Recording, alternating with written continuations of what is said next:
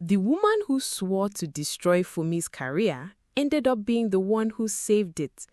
And if you stay till the end, you'll understand why some enemies are just friends we haven't recognized yet.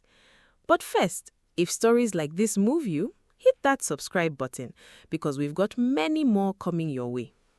Funmi Adebayo was 29 years old, and she had worked her way up from being an intern to becoming the youngest brand manager at a growing fashion company in Lekki.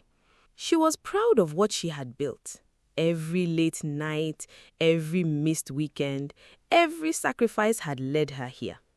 But there was one woman who made her life difficult from the very first day, Chioma Eze. Chioma had been at the company for 6 years, waiting patiently for a promotion that never came. When Funmi got the position instead, something in Chioma broke. She didn't shout, she didn't fight loudly. She was smarter than that. She worked in silence, planting small seeds of doubt in meetings, taking credit for Funmi's ideas when it suited her, and making sure Funmi's mistakes were noticed by everyone who mattered. Funmi tried to ignore it at first. She told herself maybe she just needs time to accept it. But months passed and things got worse. Chioma would smile at her in the hallway, then turn around and tell our boss that Funmi was struggling to lead the team. She would agree with Funmi's ideas in meetings, then quietly suggest to the director that they needed someone more experienced handling the big clients.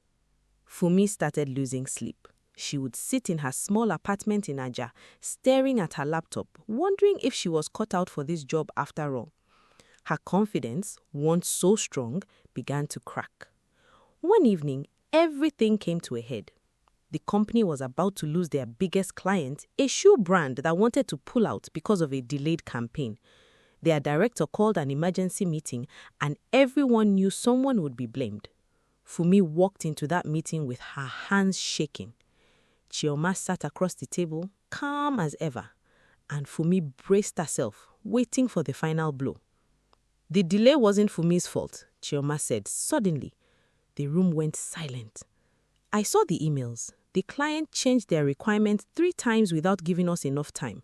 Funmi followed every instruction we were given. Funmi stared at her, confused. This was not the Chioma she knew. After the meeting, Funmi found Chioma by the window, staring out at the busy Lekki traffic below.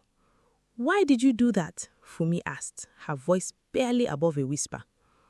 "My mother called me yesterday. She's sick, really sick.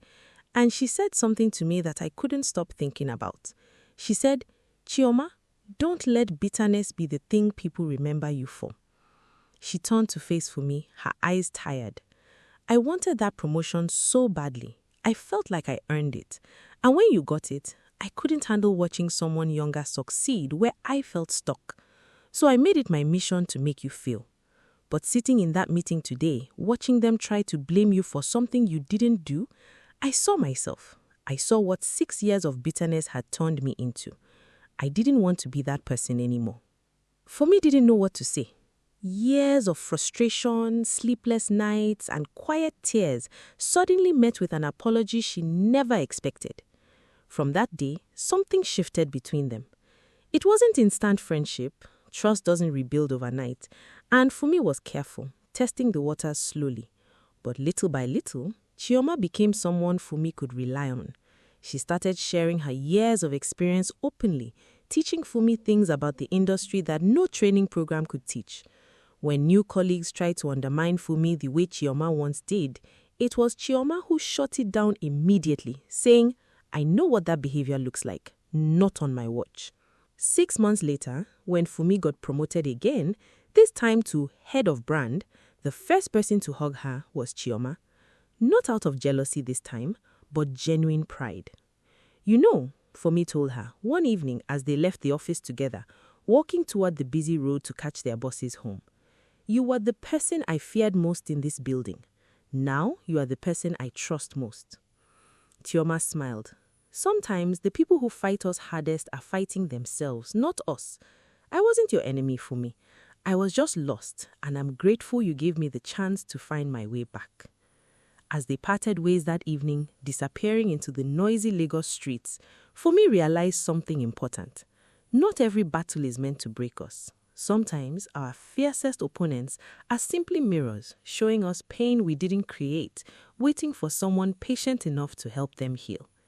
If this story touched you, someone out there needs to hear it too.